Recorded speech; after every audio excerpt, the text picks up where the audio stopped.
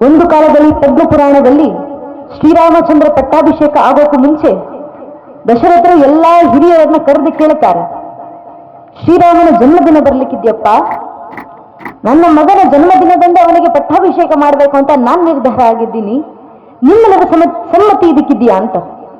ಬಂದಂತ ಅಷ್ಟೂ ಜನ ಸಾಧು ಸಂತರು ಗುರುವರ್ಯರು ಎಲ್ಲರೂ ಕೂಡ ದಶರಥರಿಗೆ ಕೊಡುವಂತ ಉತ್ತರ ಯಾವುದು ಅಂದ್ರೆ ಪದ್ಮ ಪುರಾಣದಲ್ಲಿ ವ್ಯಾಸರು ಬರೆಯುವಂತ ಮಾತು, ರಾಮೋ ರಾಮೋ ರಾಮೋ ರಾಮ ಇತಿ ಪ್ರಜಾವಾನ್ ಅಭವನ್ ಕತಃ.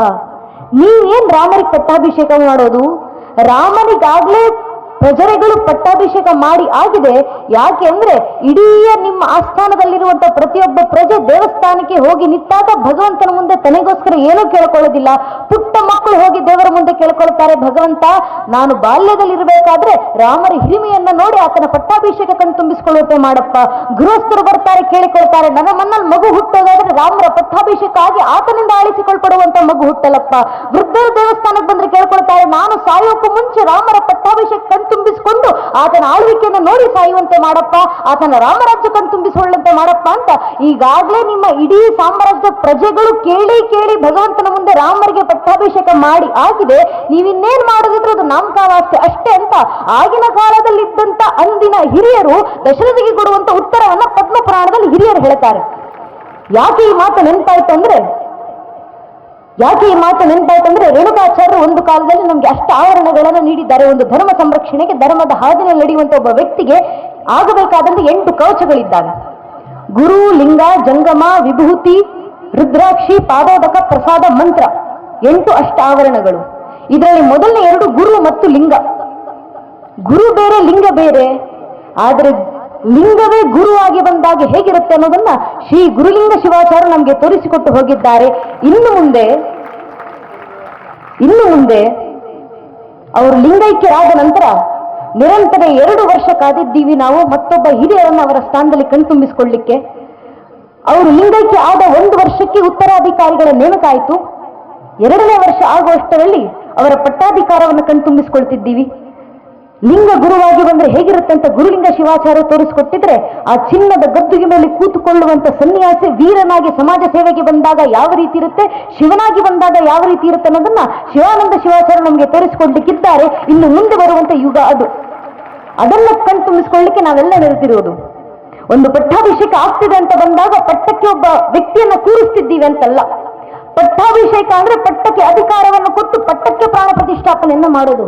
ಈಗಾಗಲೇ ನಿಮ್ಮ ಮಟ್ಟಕ್ಕೆ ಒಂದು ಶಕ್ತಿ ಇದೆ, ಒಂದು ಪ್ರಾಣ ಶಕ್ತಿ ಇದೆ. ಯಾಕೆಂದ್ರೆ ಒಂದು ಕಾಲದಲ್ಲಿ ಚರಂತೇಶ್ವರ ಶಿವಾಚಾರ್ಯ ನಮಗೆ ಆಗಿ ಕೊಟ್ಟಂತ ಪ್ರಾಣ ಪ್ರತಿಷ್ಠಾಪನೆ, ಅವರ ಪ್ರಾಣ ಇದುವರೆಗೂ ಇಲ್ಲಿ ಜೀವಂತಿಕೆಯನ್ನು ಉಳಿಸಿಕೊಂಡು ಬಂದಿದೆ. ಇನ್ನು ಮುಂದೆ ಅಲ್ಲಿರುವಂತ ಪ್ರಾಣ ಇನ್ನೂ ಉದ್ಭವವಾಗಬೇಕಲ್ಲ, ಇನ್ನೂ ಉದ್ಧಾರ ಆಗಬೇಕಲ್ಲ, ಅದಕ್ಕೆ ಯಾರು ಕಾರಣರಾಗ್ತಾರೆ?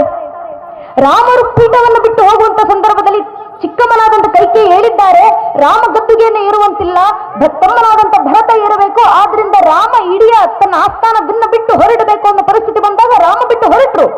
ಭರತ ಒಂದು ಪೀಠಾಧಿಕಾರ ಆಗಬೇಕು, ಪೀಠವನ್ನು ಸ್ವೀಕರಿಸಬೇಕು, ಗದ್ದುಗೆಯನ್ನು ಏರಬೇಕು.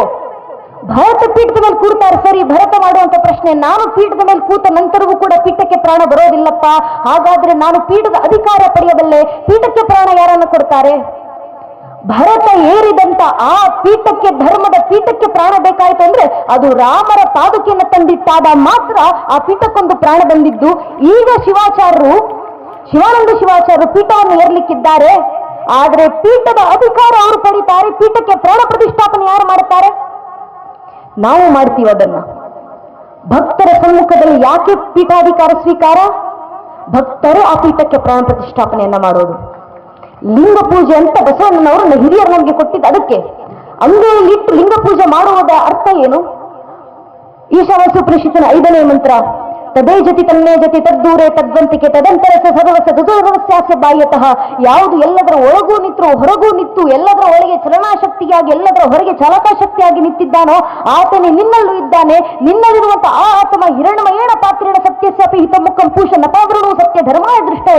ಒಳಗೆ ಅಡಗಿ ಕೂತಿರುವಂತಹ ಭಗವಂತನ ಸತ್ವವನ್ನು ಕಣ್ತುಂಬಿಸಿಕೊಳ್ಳಿಕ್ಕೆ ಜಾಗೃತನಾಗು ಎಂಬ ಜಾಗೃತಿ ಅವಸ್ಥೆ ಇದೆಯಲ್ಲ, ಆ ಚರಂತೇಶ್ವರ ಶಿವಾಚಾರ್ಯ ಪ್ರಾಣಶಕ್ತಿ ಇಡೀ ಮಠದಾದ್ಯಂತ ಊರಿನಾದ್ಯಂತ ಇದೆ. ಆದರೆ ಅದು ಏಕೀಕರಣ ಆಗುವಂತ ಸಂದರ್ಭ ಈಗ ಬಂದಿದೆ. ಏಕೀಕರಣ ಆಗುವುದು ಯಾವ ರೀತಿ? ಅಂಗೈಯಲ್ಲಿ ಲಿಂಗ ಪೂಜೆ ಇಟ್ಟು ಪೂಜೆ ಯಾವ ರೀತಿ ಇರಬೇಕಂದ್ರೆ, ಪೂಜೆ ಮುಗಿಯುವ ವೇಳೆಗೆ ನನ್ನಲ್ಲಿರುವಂತ ಪ್ರಾಣ ಲಿಂಗಕ್ಕೆ ಹೋಗಿ ಲಿಂಗದಲ್ಲಿರುವಂತ ಕಲ್ಲುತನ ನನಗೆ ಬರಲಿಲ್ಲ ಅಂದ್ರೆ ಆ ಪೂಜೆನೇ ಅಲ್ಲ ಅಂತ ಹಿರಿಯರು ಹೇಳ್ತಿದ್ರು. ಅದು ಪ್ರಾಣ ಪ್ರತಿಷ್ಠಾಪನೆ. ನೀವು ಮಾಡುವಂತ ಪ್ರಾಣ ಪ್ರತಿಷ್ಠಾಪನೆ ಅಲ್ಲಿ ಸನ್ಯಾಸಿಗಳು ಬಂದು ಕೂತ ಕೂಡಲೇ ಅಲ್ಲಿರುವಂತ ಪೀಠ ಬೇರೆ ಯಾರದ್ದಲ್ಲ, ನಮ್ಮೆಲ್ಲರದು. ಆ ಪೀಠ ಇನ್ನು ಮುಂದೆ ನಮ್ಮದೇ ಅಂತ ಒಂದು ಪ್ರಾಣ ಪ್ರತಿಷ್ಠಾಪನೆಯನ್ನು ಮಾಡ್ತೀವಲ್ಲ, ಅದಕ್ಕೆ ಒಂದು ತುಲಾಭಾರ ಕಾರ್ಯಕ್ರಮ, ಅದಕ್ಕೂ ಹಿಂದಿನ ದಿನ ಮಾಡೋದು. ಯಾಕೆ ತುಲಾಭಾರ ಕಾರ್ಯಕ್ರಮ ಮಾಡ್ತೀವದು? ಅವರು ಬರ್ತಿದ್ದಾರೆ ಒಬ್ಬ ಗುರುಗಳು, ಸನ್ಯಾಸಿಗಳಿಗೆ ನಾವು ಹಣದಿಂದ ತುಲನೆ ಮಾಡ್ತೀವಾ? ಸಾಧ್ಯ ಇಲ್ಲ. ಸಂತರಿಗೆ ನಾವು ದವಸಧಾನ್ಯ ಇಟ್ಟು ತುಲನೆ ಮಾಡ್ತೀವಾ? ಅಸಾಧ್ಯ. ಶಿವನಿಗೆ ಪ್ರಶ್ನೆ ಮಾಡ್ತಾರೆ ಶಂಕರಾಚಾರ್ಯರು, ನಾನು ನಿನಗೆ ಏನಾದ್ರೂ ಕೊಡ್ಬೇಕಪ್ಪ, ಏನ್ ಕೊಡ್ಲಿ? ನಿನಗೆ ಹಣ ಕೊಡ್ಲಾ, ಆಸ್ತಿ ಕೊಡ್ಲಾ, ಸಂಪತ್ತು ಕೊಡ್ಲಾ? ಕುಬೇರ ನಿನ್ನ ಕಾಲಡಿನಲ್ಲಿ ಕೈ ಜೋಡಿಸಿ ನಿಂತಿದ್ದಾನೆ, ಭಗವಂತ ನೀನು ಕೇಳಿದ್ದನ್ನ ಮಾಡ್ಲಿಕ್ಕೆ ಸಿದ್ಧನಾಗಿದ್ದೀನಿ ಅಂತ. ನಿನಗೆ ಹಣವನ್ನಂತೂ ಕೊಡ್ಲಿಕ್ಕಾಗೋದಿಲ್ಲಪ್ಪ. ನಿನಗೆ ಜಗತ್ತಿನ ಪ್ರಕಾಶವನ್ನ ಕೊಡ್ಲಾ? ಚಂದ್ರನಲ್ಲಿ ತಂದು ತಲೆ ಮೇಲೆ ಹೊತ್ಕೊಂಡು ಚಂದ್ರಚೂಡನಾಗಿ ನಿಂತಿದ್ದೆ, ನೀನು ಏನ್ ಪ್ರಕಾಶಮಾನವನ್ನ ಕೊಡ್ಲಿ ನಾನು? ನಿನಗೆ ಜ್ಞಾನವನ್ನ ಕೊಡ್ಲಾ? ಜ್ಞಾನಿಗಳೇ ಆರಾಧಿಸುವಂತ ದಕ್ಷಿಣಾಮೂರ್ತಿ ನಿನ್ನ ವೈದಿಕರ ಗುರು, ನಿನಗೆ ಜ್ಞಾನ ಕೊಡ್ಲಿಕ್ಕೆ ಸಾಧ್ಯ ಇಲ್ಲ. ಪ್ರೀತಿಯನ್ನ ಕೊಡ್ಲಾ? ಇಡೀ ಜಗತ್ತನ್ನ ಸಲುವಂತ ಪ್ರೀತಿಗೆ ಜೀವಂತ ಸ್ವರೂಪ ಆಗಿರುವಂತ ಜಗನ್ಮಾತೆ ತಾಯಿ ಪಾರ್ವತಿ ನಿನ್ನ ಅರ್ಧಾಂಗಿನಿಯಾಗಿ ಪಕ್ಕದಲ್ಲಿ ಕೂತಿದ್ದಾಳೆ, ಇನ್ನೇನು ಪ್ರೀತಿ ಕೊಡ್ಲಿ ನಾನು? ಸರಿನಪ್ಪ, ಇನ್ನೇನು ಕೊಡ್ಲಿಕ್ಕೆ ಸಾಧ್ಯ ನಾನು ನಿನಗೆ? ಕೊನೆಗೆ ಶಂಕರಾಚಾರ್ಯ ಹೇಳ್ತಾರೆ, ಕೊಡಬೇಕಾದದ್ದೆಲ್ಲವೂ ನಿನ್ನ ಹತ್ರ ಇದೆ. ನಾನು ನಾನು ಅಂತ ಹೇಳಿಕೊಳ್ಳುವಂತ ಈ ಮನಸ್ಸನ್ನ ನಿನ್ನದು ಅಂತ ನಿನ್ನ ಕೈಗೆ ಕೊಡ್ತೀನಪ್ಪ, ಅಷ್ಟು ಬಿಟ್ಟರೆ ಕೊಡ್ಲಿಕ್ಕೆ ಏನೂ ಇಲ್ಲ ಅಂತ. ಇವತ್ತು ತುಲಾಭಾರ ಮಾಡ್ಬೇಕಾದ್ರೆ ಅವರನ್ನ ಹಣದಿಂದ ತುಲನೆ ಮಾಡ್ಲಿಕ್ಕೆ ಸಾಧ್ಯ ಇಲ್ಲ, ದವಸಧಾನ್ಯ ಇಟ್ಟು ತುಲನೆ ಮಾಡ್ಲಿಕ್ಕೆ ಸಾಧ್ಯ ಇಲ್ಲ. ಮನಸ್ಸನ್ನ ಅವರ ಪಾದದಡಿನಲ್ಲಿಟ್ಟು ತುಲನೆ ಮಾಡ್ತೀವಿ. ಏನಕ್ಕೆ ಅಂದ್ರೆ, ನಮ್ಮ ಬಳಿಗೆ ಬರೋಕು ಮುಂಚೆ ಆ ಸಂತರು ತನ್ನದೆಲ್ಲವನ್ನು ಬಿಟ್ಟು ಬಂದಿರ್ತಾರೆ. ನಾವೆಲ್ಲರೂ ಇಡೀ ಜೀವನ ಯಾರಿಗೆ ಬದುಕ್ತೀವಿ ಅಂದ್ರೆ ನನಗೆ ಬದುಕ್ತೀವಿ, ಹೆಚ್ಚೆಚ್ಚು ನನ್ನ ಕುಟುಂಬಸ್ಥರಿಗೆ ಬದುಕ್ತೀವಿ, ನನ್ನ ಮಕ್ಕಳಿಗೋಸ್ಕರ ಬದುಕ್ತೀನಿ, ನನ್ನ ಮೊಮ್ಮಕ್ಕಳಿಗೋಸ್ಕರ ಬದುಕ್ತೀನಿ. ಯಾರಿಗೋಸ್ಕರ ಇಡೀ ಜೀವನದ ಅರ್ಥವನ್ನು ಕಂಡುಕೊಂಡಿರ್ತೀವೋ ಆ ಜೀವನದ ಅರ್ಥವೇ ಅಂತ ತಿಳಿದಂತ ಅವೆಲ್ಲರನ್ನು ಬಿಟ್ಟು ಒಬ್ಬ ಸಂತ ಬಂದಿರ್ತಾರೆ. ಸನ್ಯಾಸಿ ಸ್ವೀಕರಿಸೋಕ್ಕೂ ಮುಂಚೆ ಒಬ್ಬ ಬ್ರಹ್ಮಚಾರಿ ತನಗೆ ತಾನೇ ಪಿಂಡವನ್ನ ಬಿಟ್ಟು ತನ್ನ ಅಂತ್ಯ ಸಂಸ್ಕಾರ ಮಾಡಿ ಬಂದಿರ್ತಾರೆ. ಯಾಕೆ? ನಾನು ಸತ್ತ ಇನ್ನು ಮುಂದೆ ಹಿಂದೆ ಇದ್ದಿದ್ದೆಲ್ಲ ಹೋಯ್ತು, ಇನ್ನೇನಿದ್ರು ಮುಂದೆ ಹೊಸ ಜೀವನ ಅಂತ. ಆಗ ಹೊಸ ನಾಮಕರಣ ಅವರಿಗೆ, ಹೊಸ ಜನ್ಮ ನಕ್ಷತ್ರ, ಹೊಸ ಗೋತ್ರ ಎಲ್ಲದೂ ಹೊಸದಾಗಿ ಕೊಡ್ತಾರೆ. ಯಾಕೆ? ಹಿಂದಿನ ಜೀವನ ಕಳಿತು ಅಂದಿದ್ದಂತ ವ್ಯಕ್ತಿ ಸತ್ತ ಅನ್ನೋ ಕಾರಣಕ್ಕೆ ತನಗೆ ತಾನೇ ಪಿಂಡ ಬಿಟ್ಟು ಬರುವಂತವರು ಸನ್ಯಾಸಿಗಳು. ಅವರು ತಮ್ಮ ತಂದೆ ಸತ್ರೆ ಅವರ ಅಂತ್ಯ ಸಂಸ್ಕಾರಕ್ಕೆ ಹೋಗುವಂತಿಲ್ಲ. ತನ್ನ ಖುದ್ದು ಜನ್ಮವಿತ್ತಂತ ತಂದೆ ತೀರಿಕೊಂಡ್ರು ಅವರ ಅಂತ್ಯ ಸಂಸ್ಕಾರಕ್ಕೆ ಹೋಗುವ ಅಧಿಕಾರ ಅವರಿಗಿಲ್ಲ ನಮ್ಮ ಶಾಸ್ತ್ರಗಳ ಪ್ರಕಾರ. ಅವರು ಇನ್ನು ಮುಂದೆ ಯಾರಿಗಾದ್ರೂ ನಮಸ್ಕಾರ ಮಾಡಿದ್ರೆ ಒಂದು ಭಗವಂತನಿಗೆ, ಮತ್ತೊಂದು ಗುರುವಿಗೆ, ಮೂರನೇದು ತಾಯಿಗೆ ಮಾತ್ರ. ಯಾಕಂದ್ರೆ ತಾಯಿ ಋಣ ತೀರಿಸಲಿಕ್ಕೆ ಯಾರಿಂದಲೂ ಸಾಧ್ಯ ಇಲ್ಲ ಅಂತ. ಆದ್ರೆ ತನ್ನದಂತ ಎಲ್ಲವನ್ನೂ ಬಿಟ್ಟು ಬಂದಿರ್ತಾರಲ್ಲ ಸನ್ಯಾಸಿಗಳು. ತಾನು ಹುಟ್ಟಿದಂತ ನೆಲ, ಬೆಳೆದಂತ ಮನೆ, ಪಾಠ ಕಲಿತಂತ ಗುರು, ಎಲ್ಲವನ್ನು ಬಿಟ್ಟಂತ ಒಬ್ಬ ಸಂತನಿಗೆ ನಾವು ತುಲಾಭಾರ ಮಾಡ್ಬೇಕಾದ್ರೆ ಹೇಳ್ತೀವಿ, ಯಾವ್ಯಾವ ಪ್ರೀತಿ ಕಾಳಜಿ ಎಲ್ಲವನ್ನ ಬಿಟ್ಟು ನಮಗೋಸ್ಕರ ಬಂದಿದ್ದೀರೋ ಅಷ್ಟು ಪ್ರೀತಿ ಕಾಳಜಿಯನ್ನ ಮೀರಿಕೊಟ್ಟು ನಿಮಗೆ ತುಲನೆ ಮಾಡ್ತೀವಂತ ಇವತ್ತು ತುಲಾಭಾರ ಮಾಡಿ ನಾವು ಸಾಕಾರಗೊಳಿಸೋದ ಮಾತನ್ನ ನಾವು ಕೊಡ್ತಿದ್ದೇವೆ ಅಷ್ಟು ಪ್ರೀತಿ ನಿಮಗೆ ಅಂತ. ಇದು ಸ್ವೀಕಾರ. ಯಾವ ರೀತಿ ಗುರು ಒಬ್ಬ ಶಿಷ್ಯ ಸ್ವೀಕಾರವನ್ನ ಮಾಡ್ತಾರೋ ಆ ರೀತಿ ಪಟ್ಟಾಧಿಕಾರ ಆಗುವ ಸಂದರ್ಭದಲ್ಲಿ ಇಡೀ ಗ್ರಾಮ ನಿಟ್ಟವರನ್ನ ಸ್ವೀಕರಿಸ್ತೇನೆ. ನನ್ನ ಮಗನಪ್ಪ ನೀನು, ನಿನ್ನ ತಾಯಿಯನ್ನ ಬಿಟ್ಟು ಬಂದಿದ್ಯಾ, ನಿನ್ನ ತಂದೆಯನ್ನ ಬಿಟ್ಟು ಬಂದಿದ್ಯಾ, ನಿನ್ನ ಅಣ್ಣ ತಮ್ಮ ಅಕ್ಕ ತಂಗಿ ಬಂಧು ಬಾಂಧವರು ಬಳಗ ಸಹೋದರ ನೆಂಟಸ್ಥರು ಮನೆ ಕುಟುಂಬ ಪರಿವಾರ ಜಾತಿ ಕುಲ ಧರ್ಮ ಎಲ್ಲವನ್ನು ಬಿಟ್ಟು ಬಂದಿದ್ದೀರಲ್ಲ, ಇನ್ನಿನ ಯಾರು? ನಾವುಗಳೇ. ನಿಮ್ಮ ಮನೆಯಲ್ಲಿ ಇಬ್ಬರು ಗಂಡು ಮಕ್ಕಳಿದೆ, ಮೂರನೇ ಗಂಡು ಮಗ ಯಾರು ಅಂದ್ರೆ ಇಲ್ಲಿ ಬರುವಂತ ಪೀಠಾಧಿಕಾರಿಗಳು ಅಂತ ಶಿವಾನಂದ ಶಿವಾಚಾರ್ಯ, ಅವರು ನಿಮಗೆ ಮಗ. ನಿಮ್ಮಲ್ಲಿ ಒಬ್ಬ ಹೆಣ್ಣು ಮಗಳಿದ್ರೆ ಆಕೆಗೊಬ್ಬ ಅಣ್ಣ ಬಂದಿದ್ದಾರೆ, ಅದು ಶಿವಾನಂದ ಶಿವಾಚಾರ್ಯರು. ನೀವು ಅನ್ನ ಮಾಡಿ ತಂದು ಕೊಟ್ರೆ ಅವರಿಗೆ ಪ್ರಸಾದ, ನೀವು ಬಟ್ಟೆ ತಂದು ಕೊಟ್ರೆ ಅದು ಅವರಿಗೆ ವಸ್ತ್ರ, ನೀವು ರುದ್ರಾಕ್ಷಿ ತಂದು ಕೊಟ್ರೆ ಅವರಿಗೆ ಶಿವ ಪೂಜೆ, ನೀವು ಹೂವನ್ನ ತಂದಿಟ್ರೆ ಮಠದಲ್ಲಿ ಪೂಜೆ, ಇಲ್ಲವಾದರೆ ಯಾವುದೂ ಇಲ್ಲ. ದಿನನಿತ್ಯ ಯಾವ ರೀತಿ ಮನೆಯ ಮಗ ಮನೆಯಿಂದ ಹೊರಗಿದ್ದರೆ ಮನೆ ಮಗ ಅಲ್ಲಿದ್ದಾನೆ, ಒಂದು ಚೂರು ಅವನು ಊಟ ಮಾಡಿದ್ದಾನೆ ಇಲ್ವಾ ಅಂತ ಕೇಳ್ಕೊ ಬರ್ತೀವಲ್ಲ, ಆ ರೀತಿ ಪ್ರತಿನಿತ್ಯ ಸಂಧ್ಯಾಕಾಲ ಮಠಕ್ಕೆ ಬಂದು ಇಲ್ಲೊಂದು ದೀಪ ಚಿಟ್ಟು ನಾವು ನಿನ್ನ ಪರವಾಗಿದ್ದೀವಿ ಅಂತ ಹೇಳಿ ಹೋಗುವಂತ ಜವಾಬ್ದಾರಿ ನಮ್ಮದು. ಈ ಕಾರ್ಯವನ್ನು ನಮ್ಮ ತಾಯಿಂದ್ರು 100 ವರ್ಷಗಳಿಂದ ಮಾಡಿಕೊಂಡು ಬಂದಿದ್ದಾರೆ. ಪ್ರತಿನಿತ್ಯ ಸಂಧ್ಯಾಕಾಲಕ್ಕೆ ನಮ್ಮನೆ ತಾಯಂದ್ರು ಮನೆಯ ದೀಪ ಹಚ್ಚುವ ವೇಳೆಗೆ ಮಠಗಳಿಗೆ ಬರ್ತಿದ್ರು, ದೇವಸ್ಥಾನಗಳಿಗೆ ಬರ್ತಿದ್ರು, ಇಲ್ಲೊಂದು ದೀಪ ಹಚ್ಚಿಟ್ಟು ಹೋಗ್ತಿದ್ರು. ಯಾಕಂದ್ರೆ ನಮ್ಮ ತಾಯಂದ್ರಿಗೆ ಸ್ಪಷ್ಟವಾಗಿ ಗೊತ್ತಿತ್ತು, ನನ್ನ ಮಣ್ಣಲ್ಲಿ ಒಂದು ದೀಪ ಹಚ್ಚಿಟ್ರೆ ನನ್ನ ಮನೆ ಬೆಳಗುತ್ತೆ, ಅದೇ ಒಂದು ಮಠದಲ್ಲಿ ಮಂದಿರದಲ್ಲಿ ದೀಪ ಹಚ್ಚಿಟ್ರೆ ಇಡೀ ಊರು ಬೆಳಗುತ್ತೆ ಅಂತ. ಇಡೀ ಊರನ್ನ ಬೆಳಗಿಸುವಂತ ಕರ್ತವ್ಯ ನಮ್ಮ ತಾಯಂದ್ರು ನಿಭಾಯಿಸಿದ್ರು, ಕಾರ್ಯ ಮಾಡ್ತಾ ಬಂದಿದ್ರು. ಅದನ್ನ ಹಸ್ತಾಂತರಿಸಿ ಮುಂದುವರಿಸುವಂತ ಜವಾಬ್ದಾರಿ ಇಲ್ಲಿರುವಂತ ನಮ್ಮ ತಲೆಮಾರು, ನಾವು ಮಾಡಬೇಕಾಗಿರುವಂತ ಕೆಲಸ ಅದು. ಆ ಪೀಠಕ್ಕೆ ಪ್ರಾಣವನ್ನ ನೀಡಿ ಅಲ್ಲಿ ಕೂರುವಂತ ಗುರುಗಳನ್ನ ನಮ್ಮ ಗುರು ಅಂತ ಮಾತ್ರ ಅಲ್ಲ, ನಮ್ಮ ಮನೆ ಮಗ ಅಂತ ಸ್ವೀಕರಿಸಿ ಅವರನ್ನ ಸಲಹಿ ಅವರಿಗೆ ಬೇಕಾದಂತ ಪ್ರೀತಿಯನ್ನ ಕಾಳಜಿಯನ್ನ ಎಲ್ಲವನ್ನ ಕೊಟ್ಟು ವಾತ್ಸಲ್ಯವನ್ನು ನೀಡಿ ಅವರನ್ನ ನಮ್ಮವರು ಅಂತ ಸ್ವೀಕರಿಸಿ ನಾವು ಬದುಕುವಂತ ಪರಿಸ್ಥಿತಿ ಇದೆಯಲ್ಲ, ಇದೇ ಸನಾತನ ಹಿಂದೂ ಧರ್ಮದ ಸೌಂದರ್ಯ. ಆ ಗುರುಗಳಿಗೆ ನಾವು ಯಾಕೆ ಋಣಿಯಾಗಿದ್ದೀವಿ, ಯಾಕೆ ಮಟ್ಟಕ್ಕೆ ಬರ್ತೀವಿ? ಒಂದು ಮಠದ ಕಾರ್ಯಕ್ರಮ ಅಂತ ಬಂದಾಗ ಯಾಕೆ ಇಡೀ ಊರು ಜನ ಸೇರಬೇಕು? ಸುಮ್ಮನೆ ಅಲ್ಲ, ಇದು ನಮ್ಮ ಕರ್ತವ್ಯ. ನಾವು ಒಂದು ಋಣ ತೀರಿಸ್ತಿದ್ದೀವಿ ಅದಕ್ಕೆ. ಒಂದು ಕಾಲದಲ್ಲಿ ನಮ್ಮ ಪರಂಪರೆ ನಾಶ ಆಗುವಂತ ಪರಿಸ್ಥಿತಿ ಬಂದಾಗ ಬಹಳ ಹಿಂದೆ ಬೇಕಾಗಿಲ್ಲ. ಇಡೀ ಜಗತ್ತಿನ ಇತಿಹಾಸವನ್ನು ತಿರುಗಿ ಹಾಕಿ ನೋಡಿದಾಗ ನಮ್ಗೆ ಅರ್ಥ ಆಗುತ್ತೆ, ಇದೇ ಜಗತ್ತಿನಲ್ಲಿ ಪ್ರಾಚೀನ ಅಂತ ಕರೆಸ್ಕೊಂಡಂತ 35 ಜನಾಂಗಗಳಿದ್ದಲ್ಲ ಸ್ವಾಮಿ, ಎಲ್ಲ ಇದು ಆ ಪ್ರಾಚೀನ ಜನಾಂಗಗಳು. ಎಲ್ಲ ಇದು ಜಗತ್ತಿನ ಮುಂದೆ ಪಿರಮಿಡ್ಗಳನ್ನು ಕಟ್ಟಿ ಮೆರೆದಂತ ಈಜಿಪ್ಷಿಯನ್ ಜನಾಂಗ, ಎಲ್ಲ ಇದು ಜಗತ್ತಿನ ಆಳ್ಲಿಕ್ಕೆ ಬಂದಂತ ಗ್ರೀಕ್ ಜನಾಂಗ, ಎಲ್ಲ ಇದು ಜಗತ್ತಿಗೆ ಭಾಷಾ ಶಾಸ್ತ್ರ ಪರಿಚಯಿಸಿಕೊಟ್ಟಂತ ಪರ್ಷಿಯನ್ ಜನಾಂಗ, ಎಲ್ಲ ಇದು ಜಗತ್ತಿನ ಮುಂದೆ ಬಿಚ್ಚುಗತ್ತಿ ಹಿಡಿದು ನಿಂತಂತ ರೋಮನರ ಜನಾಂಗ. ಜಗತ್ತಿನ ಪ್ರಾಚೀನ ಅಂತ ಕರೆಸ್ಕೊಂಡಂತ 35ಕ್ಕೂ ಹೆಚ್ಚು ಜನಾಂಗಗಳು ಅಲ್ಪಾಯುಗಳಾಗಿ ಕಾಲಗರ್ಭ ಸೇರಿದ್ದಾವೆ.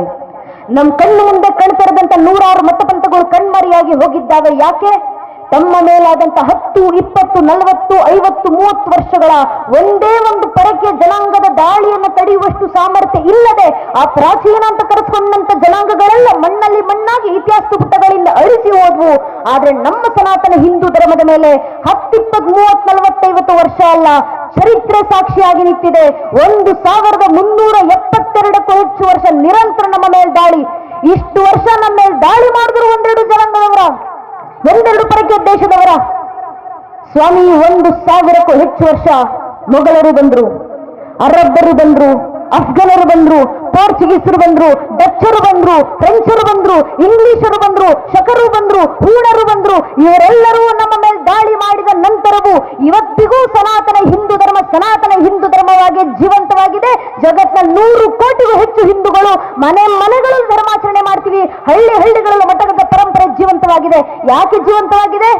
ಯಾಕಂದ್ರೆ ನಮ್ಮ ಪೂರ್ವಿಕರು ಪಟ್ಟಂತ ಶ್ರಮ, ನೀಡಿದಂತ ಸಮರ್ಪಣೆ ಕೆಲವು ದಶಕಗಳ ಹಿಂದೆ, ಶತಮಾನಗಳ ಹಿಂದೆ ಇಡೀ ಕಲ್ಯಾಣಕ್ಕೆ ಬೆಂಕಿ ಬೀಳೋಕ್ಕೂ ಮುಂಚೆ ಕಲ್ಯಾಣದಲ್ಲಿತ್ತು ಅಲ್ಲಮ್ಮ ಪ್ರಭುಗಳು ಭವಿಷ್ಯವಾಣಿ ನುಡಿದಿದ್ರು. ಅಲ್ಲಮ್ಮ ಪ್ರಭುದೇವರು ನುಡಿಯುವಂತ ಭವಿಷ್ಯವಾಣಿ, ಕೆಟ್ಟು ಹಾಳಾಗುವುದು ಕಲ್ಯಾಣ, ತೋರ್ಪಡಿಕೆ ದೊಂಬರಾಟ ಅತಿಯಾಗುವುದು, ಹೇಳುವವರು ನಿಜವಾದ ಗುರುವಾಗಲೆಂದು ಹೇಳರು, ಕೇಳುವವರು ಗುರುವಾಗಲೆಂದು ಕೇಳರು. ಆಚಾರ ವಿಚಾರ ಪ್ರಚಾರ ಇವೆಲ್ಲವೂ ನಿಜವಾಗದೆ ಬರೀ ನಟನೆಯಾಗಿ, ಸಮರತಿಯಾಗದೆ ವಿಪರೀತವಾಗಿ, ಶಿವಸಂತಾನವಾಗದೆ ಶನಿಪೀಳಿಗೆಯಾಗಿ ತುಂಬುತ್ತದೆ. ಎದೆ ಎತ್ತಿ ಕೊರಳು ಬಿತ್ತಿ ಶಿವಾಚಾರದ ಪ್ರೇಮ ಮೇರೆ ಮೀರಿ ಬಿಜ್ಜಳನ ಪ್ರಾಣಕ್ಕಿರವಾಗುತ್ತದೆ. ಅನ್ಯತ ಆಚರಿಸುವವರು ಭ್ರಷ್ಟರಾಗುವರು, ವಿಚಾರ ವಿಮರ್ಶೆಗಳು ಗಡಿಪಾರಾಗುವವು, ಅವಿಚಾರ ಕರ್ಮಟತೆಗೆ ಗೋಪುರ ಕಟ್ಟುವರು, ಮೇಲು ಕೆಳಂಬುತತಿ ಹೆಚ್ಚಾಗಿ ಮೇಲ್ನವರು ಕೆಳಗಿನವರನ್ನು ತಮ್ಮ ಕಾಲ್ತುಳಿತಕ್ಕೆ ತೊಟ್ಟು ಮಾಡಿಕೊಂಡು, ಅಧಿಕಾರಕ್ಕೆ ಗದ್ದುಗೆ ಮಾಡಿಕೊಂಡು, ಐಶ್ವರ್ಯಕ್ಕೆ ಕಮ್ಮಟ ಮಾಡಿಕೊಂಡು, ಕಾಮಭೋಗಕ್ಕೆ ಅಂತಃಪುರ ಮಾಡಿಕೊಂಡು, ಗುರುಗಳೇ ಎಂಜಿಲೆ ವೇದ ಬಿಂದುವೆಂದು, ರಾಜನ ತಲೆಯೇ ವಜ್ರವೈಡೂರ್ಯವೆಂದು, ಜನರ ಬುದ್ಧಿ ಬರೀ ಮಣ್ಣೆಂದು, ಸರ್ವನಾಶವಾಗುವುದು ಗುಹೇಶ್ವರ ಅಂತ ಅಲ್ಲಮ್ಮ ಪ್ರಭುದೇವರು ಭವಿಷ್ಯವಾಣಿ ನುಡಿದು ಕಲ್ಯಾಣ ಬಿಟ್ಟು ಹೊರಡುವ ಸಂದರ್ಭ. ಅಲ್ಲಮ್ಮ ಪ್ರಭುಗಳ ಭವಿಷ್ಯವಾಣಿ ಸತ್ಯವಾಯಿತು. ಇಡೀ ಕಲ್ಯಾಣಕ್ಕೆ ಬೆಂಕಿ ಬಿದ್ದ ದೃಶ್ಯವನ್ನು ಕಂಡು ಬಸವಣ್ಣನವರು ಕಣ್ಣೀರಿಡುತ್ತಾ ಬರ್ತಾರೆ. ನಾನು ಬಂದ ಕಾರ್ಯಕ್ಕೆ ನೀವು ಬಂದಿರಯ್ಯ, ನೀವು ಬಂದ ಕಾರ್ಯಕ್ಕೆ ನಾನು ಬಂದೆನಯ್ಯ. ಕಲ್ಯಾಣ ಪ್ರಣತಿ ಆಯಿತು. ನಾನು ತೈಲವಾದೆ, ನೀವು ಬತ್ತಿಯಾದಿರಿ, ಪ್ರಭುದೇವರು ಜ್ಯೋತಿಯಾದರು, ಪ್ರಣತೆ ಒಡೆಯಿತಯ್ಯ. ತೈಲ ಚೆಲ್ಲಿತಯ್ಯ, ಬತ್ತಿ ಜಾರಿತಯ್ಯ, ಜ್ಯೋತಿ ನೆಂದಿತಯ್ಯ, ನಿಮ್ಮ ಕೂಡಲ ಸಂಗಮ ದೇವ ಶರಣರ ಮನ ನೊಂದಿತಯ್ಯ. ಕಣ್ಣೀರಿಟ್ಟರು ಬಸವಣ್ಣನವರು. ಆಗಲೂ ಅಲ್ಲಮ್ಮ ಪ್ರಭುದೇವರು ನಿಮಗಾದರೂ ಶರಣರ ಬಾಂಧವ್ಯ, ನನಗೆ ಆ ಬಾಂಧವ್ಯವೂ ಇಲ್ಲ ಅಂತ ಎಲ್ಲವನ್ನ ತೊರೆದು ದೇಶಾಂತರ ಹೊರಡುವಂತ ಸಂದರ್ಭ. ಆ ಸಮಯಕ್ಕೆ ಇಡೀ ಕಲ್ಯಾಣಕ್ಕೆ ಬೆಂಕಿ ಬಿದ್ದಾಗ ಕಲ್ಯಾಣದಲ್ಲಿದ್ದಂತ ಯಾರೊಬ್ಬ ಶರಣರು ಮನೆಯಲ್ಲಿದ್ದಂತ ಚಿನ್ನ, ಬೆಳ್ಳಿ, ವಜ್ರ, ವೈಡೂರ್ಯ, ಮುತ್ತು, ರತ್ನ ಸಂಪತ್ತನ್ನು ರಕ್ಷಣೆ ಮಾಡಿ ತರೋಣ ಯಾರೂ ಹೋಗ್ಲಿಲ್ಲ. ಇಡೀ ಕಲ್ಯಾಣಕ್ಕೆ ಬೆಂಕಿ ಬಿತ್ತು ಕಲ್ಯಾಣವೇ ಹೊತ್ತು ಉರಿತಾದ್ದಂತ ಸಂದರ್ಭದಲ್ಲಿ ಕಲ್ಯಾಣದಲ್ಲಿದ್ದಂತ ಒಬ್ಬೊಬ್ಬ ಶರಣರು ಮಡಿವಾಳ ಮಾಚಿದೇವರಿಂದ ಹಿಡಿದು ನೀಲಾಂಬಿಕೆ, ಗಂಗಾಂಬಿಕೆ, ಆಯ್ದಕ್ಕಿ, ಲಕ್ಕಮ್ಮ, ಸೂಳೆ, ಸಂಕವ, ಅಕ್ಕ, ನಾಗಮ್ಮ, ಅಂಬಿಗರ, ಚೌಡಯ್ಯ, ಚನ್ನಬಸವಣ್ಣನವರವರೆಗೂ ಒಬ್ಬೊಬ್ಬ ಶರಣರು ತಮ್ಮ ಕೈಗೆ ಸಿಕ್ಕಂತ ವಚನಗಳ ತಾಳೆಗರಿಗಳನ್ನು ಗಂಟು ಮೂಟೆ ಕಟ್ಟಿ ಕೈಲಿ ಹೊತ್ಕೊಂಡು ದಿಕ್ಕುಗಳಿಗೂ ಓಡೋಡಿ ಬಂದ್ರು. ಯಾಕೆ? ಜಗತ್ನಲ್ಲಿ ಏನು ಸುಟ್ಟು ನಾಶ ಆದ್ರೂ ಪರವಾಗಿಲ್ಲ, ನಮ್ಮ ಧರ್ಮ ಒಂದು ಸುಡುವಂತಿಲ್ಲ, ನಮ್ಮ ಪರಂಪರೆ ಸುಟ್ಟು ನಾಶ ಆಗುವಂತಿಲ್ಲ, ನಮ್ಮ ಸಂಸ್ಕೃತಿ ಅಳಿಸುವಂತಿಲ್ಲ. ನಿಮ್ಮ ಪೂರ್ವಿಕರಲ್ಲಿ ಈ ಒಂದು ಸನಾತನ ಹಿಂದೂ ಧರ್ಮ ರಕ್ಷಣೆ ಆಗಲೇಬೇಕು, ಮುಂದಿನ ಪೀಳಿಗೆಗೆ ತಲುಪಿಸಲೇಬೇಕು ಅಂತ ಧರ್ಮದ ಉಳಿವಿನ ಪರವಾಗಿದ್ದಂತ ತುರಿತ ಅಂತಹದ್ದು. ಅವರು ಮಾಡಿದಂತ ಸಮರ್ಪಣೆ, ನೀಡಿದಂತ ಬಲಿದಾನಗಳು. ಒಬ್ಬ ನಾಗಲಾಂಬಿಕೆ 80-90 ವಯಸ್ಸಿನ ವೃದ್ಧೆ ಬೆನ್ನಿನ ಮೇಲೆ ವಚನಗಳ ತಾಳಿಗರುಗಳನ್ನು ಹೊತ್ಕೊಂಡು ರಾಜ್ಯದಾದ್ಯಂತ ತಿರುಗಾಡಿದ್ದಾರೆ. ಮೂಲೆಗಳಿಗೆ ಒಂದೊಂದು ಮಠಕ್ಕೆ ಹೋಗಿ ಇದೊಂದು ರಕ್ಷಣೆ ಮಾಡಿ ಸಾಕು, ಮುಂದಿನ ಪೀಳಿಗೆಗೆ ತಲುಪಿಸಿ ಸಾಕು. ಒಬ್ಬ ಚನ್ನಬಸವಣ್ಣನವರು ಸಹ್ಯಾದ್ರಿ ಶಿಖರದಲ್ಲಿ ಕೂತು ವಚನಗಳ ಸಂಗ್ರಹಣೆಯನ್ನ ಮಾಡಿದ್ರು, ಅಲ್ಲಿ ಕೂತೋದ ರಕ್ಷಣೆಯನ್ನ ಮಾಡಿದ್ರು. ರಾಜ್ಯದ ಮೂಲೆಗಳಿಗೆ ಹಂಚಿ ಹೋಗಿದ್ದಂತ ಆ ವಚನಗಳನ್ನ ಮತ್ತೆ ಸಂಗ್ರಹಿಸಲಿಕ್ಕೆ ಶೂನ್ಯ ಸಂಪಾದಿಕರು ಎದ್ದು ಬಂದ್ರು. ಎಲ್ಲೆಡೆಯಿಂದ ವಚನಗಳನ್ನು ಹುಡುಕಿಕೊಂಡು ಬಂದು ಒಂದೆಡೆಗೆ ಸಂಗ್ರಹಣ ಮಾಡಿದ ನಮ್ಮ ಕೈಗೆ ಕೊಟ್ಟು ಹೋದ್ರು. ಅಲ್ಲಿಂದ ಆಚೆಗೆ ಮತ್ತೆ ನಮ್ಮ ಧರ್ಮವನ್ನು ಮರಿತಿದ್ದೀವಿ, ಕೈಯಲ್ಲಿ ಸೇರುವಂತ ವಚನಗಳನ್ನು ಹೇಳೋದು ಮರಿತಿದ್ದೀವಿ ಅನ್ನೋ ಪರಿಸ್ಥಿತಿ ಬಂದಾಗ ಆ ಸಂತರು, ಆ ಸನ್ಯಾಸಿಗಳು ಇವತ್ತು ವೇದಿಕೆ ಮೇಲೆ ಕೂತಿದ್ದಾರಲ್ಲ 10 ಜನ ಸನ್ಯಾಸಿಗಳು, ಯಾಕೆ ಅವ್ರಿಗೆ ರೂಢಿಯಾಗಿರ್ತೀವಿ, ಅವರು ಬಂದ ಕೂಡಲೇ ಯಾಕೆ ಅವರಿಗೆ ಪಾದಕ್ಕೆ ನಮಸ್ಕಾರ ಮಾಡ್ತೀವಿ?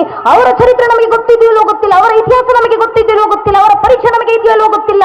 ಆದ್ರೆ ಅವರ ಹಿಂದೆ ಬಂದಂತ ಒಂದು ಅವಿಚ್ಛಿನ್ನ ಗುರು ಪರಂಪರೆ ಇದೆಯಲ್ಲ, ನಮ್ಮ ಧರ್ಮ ನಾಶವಾಗಿ ಹೋಗ್ತಿದೆ, ನಮ್ಮ ಜನರು ಧರ್ಮದ ಹಾದಿ ತಪ್ಪಿದ್ದೀವಿ, ನಮ್ಮ ಜನರು ವಚನದ ಪರಂಪರೆ ಮರೆತು ಹೋಗ್ತಿದ್ದೀವಿ ಅಂತ ಬಂದಾಗ ಮಠದಲ್ಲಿ ಕೂತು, ದೇವಸ್ಥಾನದಲ್ಲಿ ಕೂತು ಬಂದಂತ ಭಕ್ತರಿಗೆ ಆಶೀರ್ವಚನವನ್ನು ಕೊಟ್ಟು ಅಭಯಸ್ಥ ನೀಡಬೇಕಾದಂತ ಆ ಸಂತರು ಮಠ ಬಿಟ್ಟರು, ದೇವಸ್ಥಾನ ಬಿಟ್ಟರು, ಊರನ್ನು ಬಿಟ್ಟರು, ಕೈಯಲ್ಲಿದ್ದಂತ ಎಲ್ಲವನ್ನು ತೊರೆದು ಹೆಗಲ ಮೇಲೆ ಒಂದು ಜೋಳಿಗೆಯನ್ನು ಹೊತ್ತು ಮನೆ ಮನೆಗಳಿಗೆ ಬಂದು ಭಿಕ್ಷೆ ಬೇಡಿದ್ದಾರೆ. ತಾಯಿ ಭವತಿ ಭಿಕ್ಷಾಂದೇಹಿ, ಧರ್ಮ ರಕ್ಷಣೆ ಮಾಡಬೇಕು, ನಿನ್ನ ಮಣ್ಣಲ್ಲಿರುವಂತ ಅಕ್ಕಿನ ಜೋಳಿಗೆ ಹಾಕಮ್ಮ, ಮಠದ ಮಕ್ಕಳಿಗೆ ಅನ್ನವನ್ನು ಹಾಕ್ತೀನಿ, ಅವರಿಗೆ ಅಕ್ಷರ ಕೊಡ್ತೀನಿ, ಅವರಿಗೆ ಅಧ್ಯಾತ್ಮ ಕೊಡ್ತೀನಿ, ಅನ್ನವನ್ನು ಕೊಡ್ತೀನಿ ಅಂತ ತ್ರಿವಿಧ ದಾಸೋಹದ ಪರಂಪರೆಯನ್ನು ಶುರು ಮಾಡಿದ್ರು.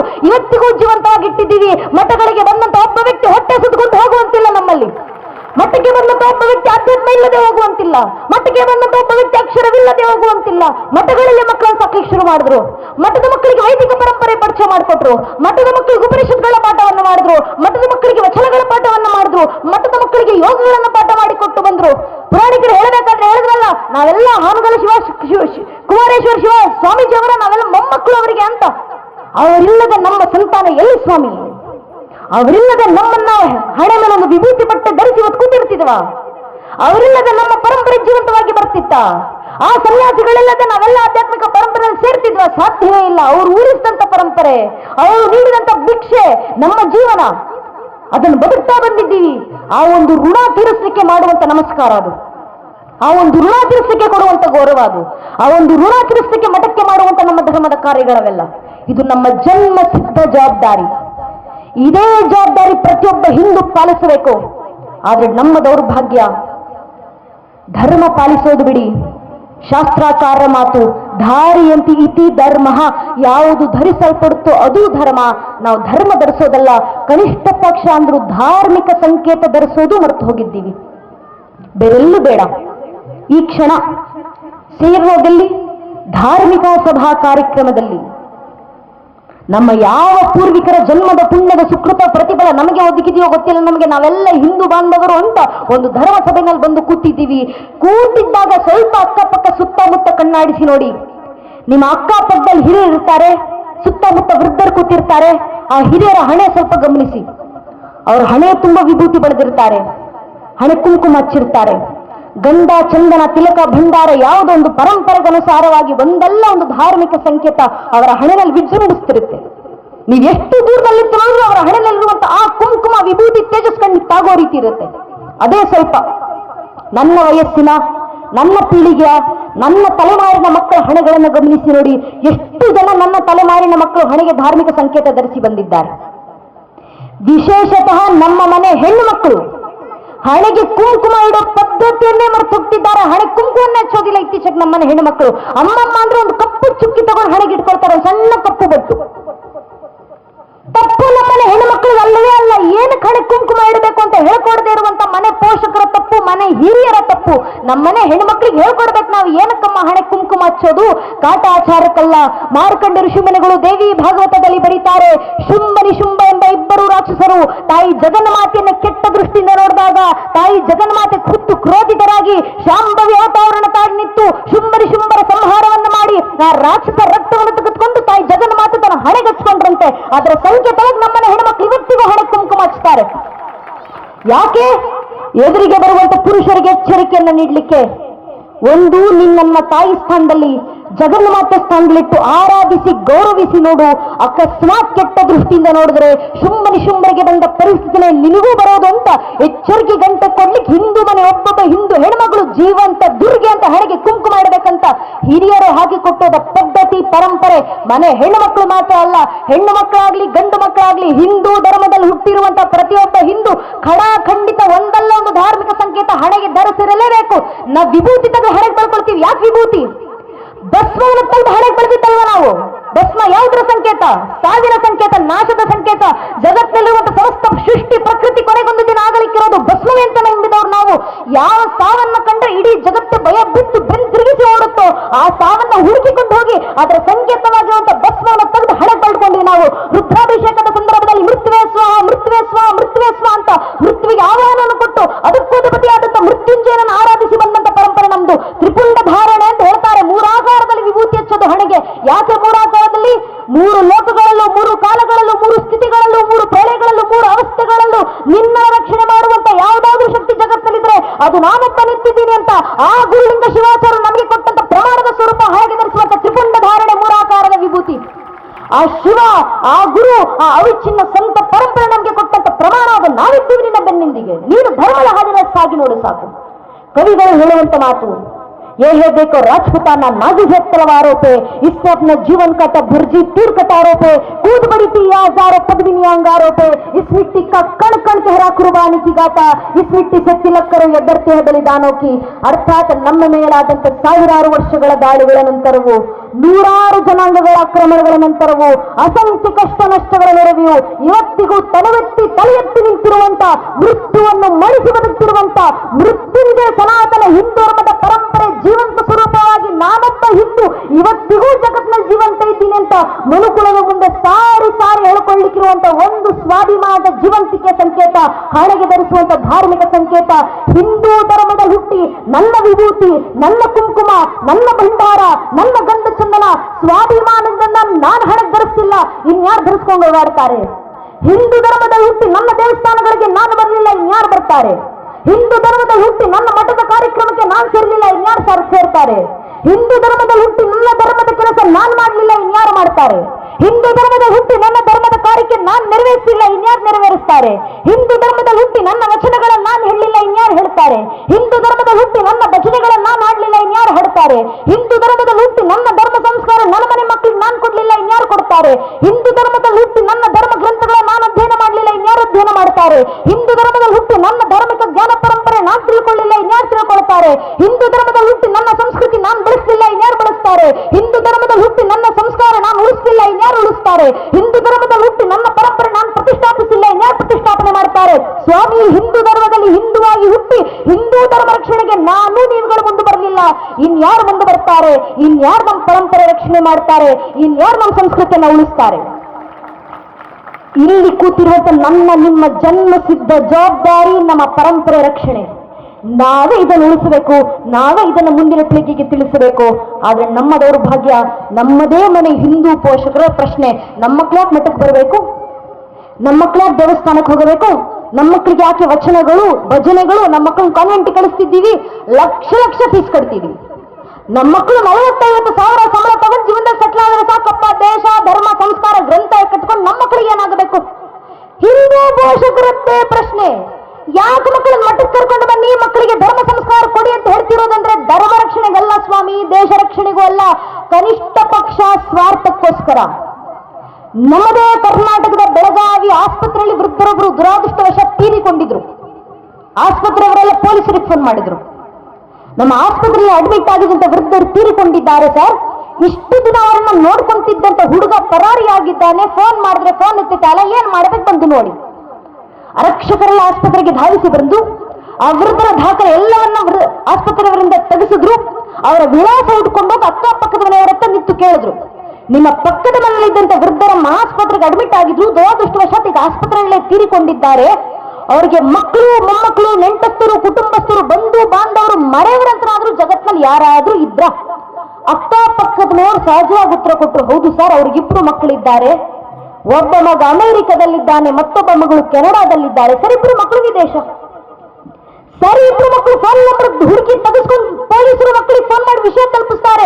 ಭಾರತದಲ್ಲಿದ್ದಂತ ನಿಮ್ಮ ತಂದೆ ಆಸ್ಪತ್ರೆಗೆ ಅಡ್ಮಿಟ್ ಆದವರು ಮಾತ್ರ ಅದೃಷ್ಟವಶಾತ್ ಆಸ್ಪತ್ರೆಯಲ್ಲಿ ತೀರಿಕೊಂಡಿದ್ದಾರೆ, ದಯವಿಟ್ಟು ವಾಪಸ್ ಭಾರತಕ್ಕೆ ಬನ್ನಿ, ನಿಮ್ಮ ತಂದೆ ಅಂತ್ಯ ಸಂಸ್ಕಾರ ಮುಗಿಸ್ಕೊಂಡು ಹೋಗಿ.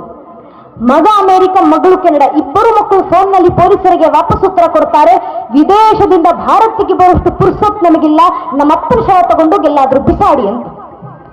ನಮ್ಮದೇ ಕರ್ನಾಟಕದ ಬೆಳಗಾವಿನಲ್ಲಿ ಕೆಲವು ಸಮಯದ ಹಿಂದೆ ನಡೆದಂತ ಘಟನೆ. ಯಾಕಿಂತ ಘಟನೆಗಳು ಸಮಾಜದಲ್ಲಿ ಘಟಿಸುತ್ತಿದ್ದಾವೆ? ಯಾಕಿಂತ ಸಂದರ್ಭಗಳು ಜಗತ್ತಿನಲ್ಲಿ ನಿರ್ಮಾಣ ಆಗ್ತಿದ್ದಾವೆ? ಒಂದೇ ಒಂದು ಕಾರಣ, ಮನೆಯಲ್ಲಿ ಸಂಸ್ಕಾರದ ಕೊರತೆ. ಅದೇ ಮನೆ ಮಕ್ಕಳಿಗೆ ಶಾಲೆ ಶಿಕ್ಷಣದ ಜೊತೆಗೆ 5ನೇ ತರಗತಿಯಿಂದ ರಾಮಾಯಣ, 10ನೇ ತರಗತಿಯಿಂದ ಮಹಾಭಾರತ, 12ನೇ ತರಗತಿಯಿಂದ ಭಾಗವತ, ಇಡೀ ಜೀವನಕ್ಕೆ ಬೇಕಾದಷ್ಟು ಶರಣರ ವಚನಗಳು, ದಾಸರ ಕೀರ್ತನೆ, ಭಗವದ್ಗೀತೆ ಶ್ಲೋಕಗಳನ್ನ ಮಕ್ಕಳ ಬಾಯಿಂದ ಹೇಳಿಸಿ ಬೆಳೆಸಿ ಸಾಕು. ಆ ಮಕ್ಕಳು ತಮ್ಮ ಕೊನೆ ಉಸಿರಿನವರೆಗೂ ನಿಮ್ಮನ್ನ ಅಂದ್ರೆ ತಂದೆ ತಾಯಿಂದ್ರನ್ನ ದೇವರ ಸ್ಥಾನದಲ್ಲಿಟ್ಟು ನಿಮ್ಮ ಪಾದ ಪೂಜೆ ಮಾಡಿ ಸಾಕೊಳ್ತಾರೆ. ನನ್ನ ಧರ್ಮ ಮಕ್ಕಳಿಗೆ ಹೇಳ್ಕೊಡುತ್ತೆ, ಮಾತೃ ದೇವೋ ಭವ ಪಿತೃ ದೇವೋ ಭವ ಅನ್ನೋ ಸಂಸ್ಕಾರ. ಆ ಸ್ವಾರ್ಥ ಕಾರಣದಿಂದ ಆದ್ರೂ ಮಕ್ಕಳಿಗೆ ಸಂಸ್ಕಾರ ಕೊಡುವಂತ ಕೆಲಸ ಹಿಂದೂ ಮನೆ ಪೋಷಕರು ಮಾಡುವಂತ ಅವಶ್ಯಕತೆ ಇದೆ. ಒಂದು ಸ್ವಾರ್ಥ ಕಾರಣದಿಂದ ನಮ್ಮನೆ ಮಕ್ಕಳು ದೇವಸ್ಥಾನಕ್ಕೆ ಬರಬೇಕು, ಇಲ್ಲಿ ಕೂತು ಭಜನೆಗಳನ್ನು ಹಾಡಬೇಕು, ವಚನಗಳನ್ನು ಹೇಳಬೇಕು. ಮಕ್ಕಳು ಕೂತು ದೇವಸ್ಥಾನದಲ್ಲಿ ಭಜನೆ ವಚನಗಳನ್ನು ಹಾಡ್ಲಿಕ್ಕೆ ಶುರು ಮಾಡಿದ್ರೆ ಆ ಭಗವಂತನೇ ಧರೆಗಿಳಿದು ಬರ್ತಾರಂತೆ. ನಾನು ಹೇಳ್ತಿರುವಂತ ಮಾತಲ್ಲ, ಕುಂಬಾರ ಗುಂಡಿ ಎಂಬ ಶರಣರ ಜೀವಂತ ಸಾಕ್ಷಿಯನ್ನ ಹರಿಯ ರಗಳಿನಲ್ಲಿ ಬರ್ತಿ ವಿವರಿಸ್ತಾರಲ್ಲ. ಸಾಮಾನ್ಯ ಮಡಿಕೆ ಮಾಡುವಂತ ವ್ಯಕ್ತಿ ಕುಂಬಾರ ಗುಂಡಯ್ಯ. ಅವರಿಗೆ ಓದು ಬರಹ ಗೊತ್ತಿಲ್ಲ, ಅಕ್ಷರ ಗೊತ್ತಿಲ್ಲ, ಗೊತ್ತಿರೋದೊಂದು ಶಿವನ ಮೇಲಿರುವಂತ ಭಕ್ತಿ. ದಿನ ಮಡಿಕೆ ಮಾಡಬೇಕಾದ್ರೆ ಮಡಿಕೆ ತಟ್ಟುವ ತಾಳಕ್ಕೆ ಶಿವನ ಭಜನೆಯನ್ನ ಹಾಡ್ತಾ ಕುಳಿತಿದ್ರಂತೆ. ನೋಡಿದಂತೆ ಶಿವರಿಗೆ ಅನಿಸ್ತು, ನನ್ನ ಭಕ್ತ ಕುಂಬಾರ ಗುಂಡಯ್ಯ ದಿನ ನನಗೋಸ್ಕರ ಭಜನೆ ಹಾಡ್ತಾ ಕುಳಿತಾನೆ, ಒಂದು ದಿನ ನಾನೇ ಹೋಗಿ ಭಕ್ತನ ಭಜನೆಗೆ ಕುಣಿಬೇಕಲ್ಲ. ಧರೆಗಿಳಿದು ಬಂದ್ರು ಶಿವ ನೃತ್ಯ ಮಾಡ್ಲಿಕ್ಕೆ. ಆದ್ರೆ ಶಿವ ನೃತ್ಯ ಮಾಡ್ಲಿಕ್ಕೆ ಇಷ್ಟು ರಂಗವೇದಿಕೆ ಸಾಲೋದಿಲ್ಲವಲ್ಲ. ಶಿವ ತಾನೇ ರಂಗವೇದಿಕೆಯನ್ನು ಸೃಷ್ಟಿಸಿಕೊಳ್ತಾರೆ. ತನ್ನ ಒಂದು ಕಾಲಿನಿಂದ ಪಾತಾಳ ತಿಳಿದು ಮತ್ತೊಂದು ಕಾಲಿನಿಂದ ಬ್ರಹ್ಮಾಂಡವನ್ನೆತ್ತಿ ಅಖಂಡವಾದಂಥ ವಿರಾಟ ಸ್ವರೂಪ ರಂಗವೇದಿಕೆ ಸೃಷ್ಟಿಸಿ ತಾನೇ ನಿರ್ಮಿಸಿದಂತ ರಂಗಭೂಮಿನಲ್ಲಿ ತನ್ನದೇ ಭಕ್ತ ಹಾಡಿದ ಭಜನೆಗೆ ಶಿವನೇ ನೃತ್ಯ ಮಾಡ್ಲಿಕ್ಕೆ ಶುರು ಮಾಡಿದ್ರು. ಕುಂಬಾರಗುಂಡೆ ಹಾಡಿದ ಭಜನೆಗೆ ಶಿವನ ತಾಂಡವ ಹೇಗಿತ್ತು? ಕುಂಬಾರಗುಂಡೆನ ರಗಳೆ ಅಂತ ಹರಿಯ ರಗಳೆ ಬರೆದು ವಿವರಿಸ್ತಾರೆ. ದಶಭುಜಮಂ ದಿಕ್ತಡದ ಪಸರಿಸಿ ಸೇವಕರಂಗಳನ್ನೆತ್ತಲ್ ನೇಮಿಸಿ ಒಂದು ಪದಂ ಪಾತಾಳವನ್ನೆತ್ತಿ ಒಂದು ಪದಂ ಬ್ರಹ್ಮಾಂಡವನ್ನೆತ್ತಿ ಜಡಗಳ ಬೆಂಬಳಿ ವಿಡಿದಾಡುತ್ತಿರೆ, ಮುಡಿಯಲು ಸರಣದಿ ತುಳುಕಾಡುತ್ತಿರೆ, ಕಡು ಚಲವಳಗಂ ಕುಣಿದಾಡುತ್ತಿರೆ, ಬಿಸುಳುಗ ಡಮರುಗ ದಂಡನ್ ಢಳಿರನಿ ತಿಸುಳದೆ ಹರಿಯವ ತಾರಂ ತಿರವೆ ತಿರುಗುತ್ತಿರ ಹೈಗಳ್ಳೆಡೆ ಎತ್ತಲ್ ಕರಿಯ ತಳ್ಳವಬ್ಬು ಹರಿಸಲ್ ಸರಸ್ಯ ಭವನ ಶಿರಂಬ ಬಿಡುತ್ತಿರ ಸುರರ ಶಿರೋಮಾಲೆಗೊಳ್ಳುತ್ತಿರೆ ಒಂಗೆಜ್ಜಗಳ ರವಂಗಲು ಗೊಲುಕೆನೆ ತೊಂಗಳ ಗಂಟೆ ಡೆನಂ ದಂಢಳಿರನೆ ಆಡಿದ ನಾಡಿದ ನಾಡಿದ ನಾಡಿದ ನಾಡಿದ ನಾಡಿದನ ಹಾ ಶಂಕರ ಆಡಿದನ ಗುಂಡನ ಮುಂದೀಶ್ವರ ಅಂತ ಹರಿಯರು ಕುಂಬಾರ ಗುಂಡನ ರಗಳನ್ನು ಬರೆದು ವಿವರಿಸ್ತಾರಲ್ಲ. ಅದು ಭಕ್ತ ಹಾಡುವ ಭಜನೆಗಿರುವ ಸಾಮರ್ಥ್ಯ. ಮನಸ್ಸು ಮಾಡಿದ್ರೆ ಭಗವಂತನನ್ನು ಧಾರೆಗಿರಿಸಿ ತನ್ನ ನೃತ್ಯ ಮಾಡಿಸಬಲ್ಲದು. ಅದು ನಿಜವಾದ ಪ್ರಾಣ ಪ್ರತಿಷ್ಠಾಪನೆ. ಅಂತ ಭಜನೆಗಳ ಮಕ್ಕಳ ಬಾಯಿಂದ ಬರಲಿ, ಆ ಸಂಸ್ಕಾರ ಮನೆಗಳಲ್ಲಿ ಸುಧೆಂತರಿಯಲಿ, ಆ ಕೆಲಸ ನಮ್ಮಿಂದ ಸಾಕಾರಗೊಳ್ಳಲಿ. ಮನೆಯ ಮಕ್ಕಳನ್ನ ಆ ಮಟ್ಟಕ್ಕೆ ನಾವು ಜಾಗೃತಗೊಳಿಸೋಣ. ಯಾವ ಮಟ್ಟದ ಜಾಗೃತಿ ಅಂದ್ರೆ, ಮುಂದೊಂದು ದಿನ ಯಾರಾದ್ರೂ ಇವತ್ತು ಧಾರ್ಮಿಕ ಸಭಾ ಕಾರ್ಯಕ್ರಮ ಮಾಡ್ತಿದ್ದೀವಿ, 10 ಜನ ಸಂತರು ಆಗಮಿಸಿದ್ದಾರೆ, ಅವರ ಮಹಾ ಸಾನ್ನಿಧ್ಯ ನಾವು ಪಡೆದಿದ್ದೀವಿ. ಯಾರಿಗೋಸ್ಕರ ಮಾಡ್ತಿರುವಂತ ಕಾರ್ಯಕ್ರಮ ಇದು? ಯಾರಿಗೋಸ್ಕರ ಮಾಡುವಂತ ಧರ್ಮಸಭೆ?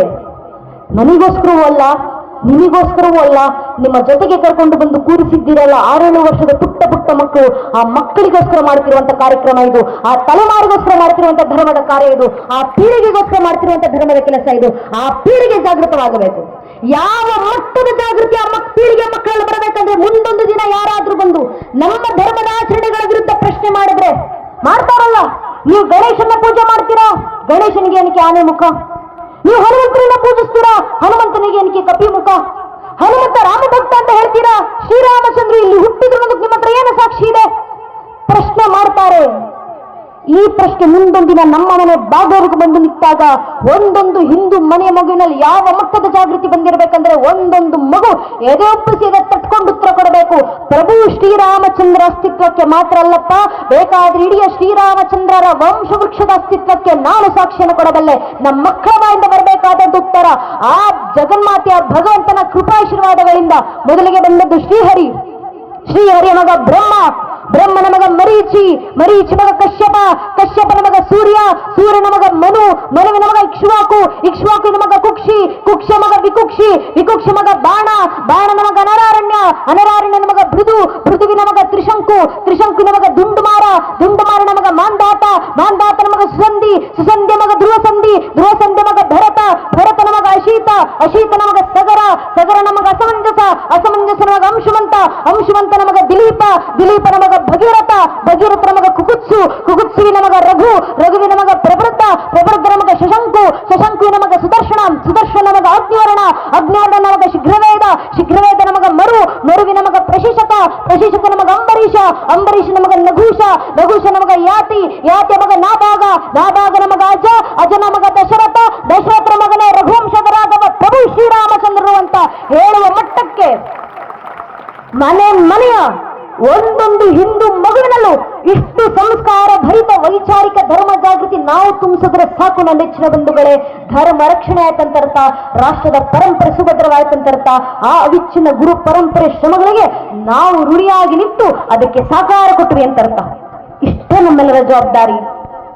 ಆ ಗುರು ಹಿರಿಯರ ಸಾಧು ಸಂತರ ಕೆಲಸ ಧರ್ಮ ಕಾರ್ಯ ವ್ಯರ್ಥ ಆಗೋದು ಬೇಡ, ಅದಕ್ಕೆ ಸಾರ್ಥಕತೆಯನ್ನು ತುಂಬೋಣ, ಮನೆಯ ಮಕ್ಕಳನ್ನ ಧರ್ಮದ ಹಾದಿನಲ್ಲಿ ಬೆಳೆಸೋಣ ಅಂತ ತಮ್ಮಲ್ಲಿ ಕೇಳಿಕೊಡುತ್ತಾ, ನಂಗೆ 2 ಮಾತುಗಳನ್ನು ಆಡ್ಲಿಕ್ಕೆ ಅವಕಾಶ ಮಾಡಿಕೊಟ್ಟಿರುವಂತ ಎಲ್ಲ ಹಿರಿಯರಿಗೆ, ವಿಶೇಷವಾಗಿ ಗ್ರಾಮದ ಹಿರಿಯರಿಗೆ, ಗುರು ಮಹಾರಾಜು ತಾಯಿ ಶಾರದಾ ಮಾತೆ ನನ್ನ ಕೇಳಿ ಆಡಿಸ್ತಂತೆ ಹೇಳಿಸ್ತಂತೆ 2 ಮಾತನ್ನು ಕೇಳಿಸಿಕೊಂಡಂತ ಪರಂ ಪೂಜನಿ ದಿವ್ಯತ್ರಿಯರಿಗೆ, ವಿದ್ವತ್ ಗಣ್ಯರಿಗೆ, ದೇಶಭಕ್ತ ಬಾಂಧವರಿಗೆ, ಮಾತಾ ಭಗಿನಿಯರಿಗೆ, ಅಕ್ಕ ಅಣ್ಣಂದಿರಿಗೆ, ಇಡೀ ಕಾರ್ಯಕ್ರಮದಲ್ಲಿ ನಮಗೆ ಸಹಕಾರ ನೀಡಿರುವಂತಹ ಆರಕ್ಷಕ ಬಂಧುಗಳಿಗೆ, ಪತ್ರಕರ್ತ ಬಾಂಧವರಿಗೆ ಹಾಗೂ ಎಲ್ಲ ಹಿರಿಯ ಕಿರಿಯರ ಪಾದಗಳಿಗೆ ಮತ್ತೊಮ್ಮೆ ನನ್ನ ಹಣೆ ಹೆಚ್ಚಿ ನಮಸ್ಕರಿಸ್ತೇನೆ. ಜೈ ಹಿಂದ್, ವಂದೇ ಮಾತರಂ, ಹರಿ ಓಂ ತತ್ಸತ್, ಶ್ರೀರಾಮಕೃಷ್ಣ ಅರ್ಪಣಮಸ್ತು.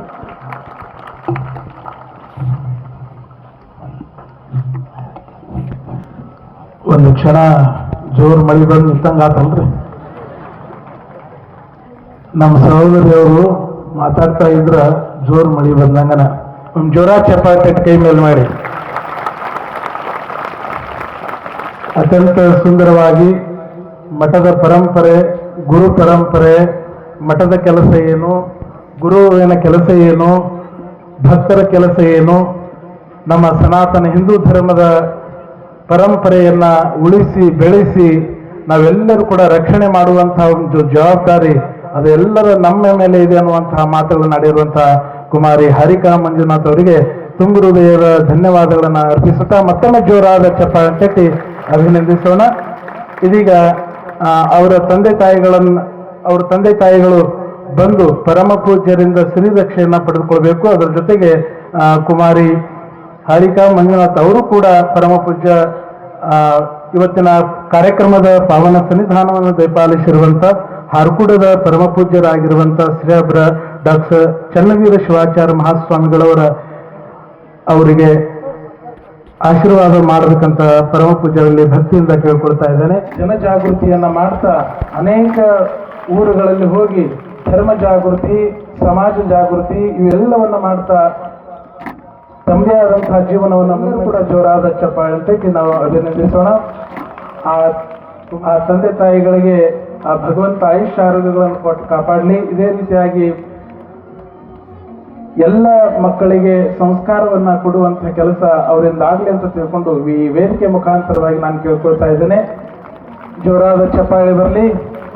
ನಮಗೆಲ್ಲ ನಮ್ಮ ಸಂಸ್ಕೃತಿ, ಸಂಸ್ಕಾರ, ಮಠ ಮಂದಿರದ ಬಗ್ಗೆ ಅತ್ಯಂತ ಸುಂದರವಾಗಿ ಉಪನ್ಯಾಸವನ್ನು ನೀಡಿರುವಂತಹ ನಮ್ಮ ಕುಮಾರಿ ಸಹೋದರಿ ಅವರಿಗೆ ತುಂಬು ಹೃದಯದ ಅಭಿನಂದನೆಗಳನ್ನು ಸಲ್ಲಿಸ್ತಾ ಇದ್ದೇನೆ. ಈ ವಾಹಿನಿಯನ್ನು ನಿರಂತರವಾಗಿ ವೀಕ್ಷಿಸಲು ಯೂಟ್ಯೂಬ್ನಲ್ಲಿ ಶ್ರೀ ಹಾರಕೂಡ SRIHARKOOD ಎಂದು ಟೈಪ್ ಮಾಡಿ ನಮ್ಮ ಈ ಚಾನೆಲ್ಗೆ ಸಬ್ಸ್ಕ್ರೈಬ್ ಮಾಡಿ, ಬೆಲ್ ಅನ್ನು ಒತ್ತಿರಿ.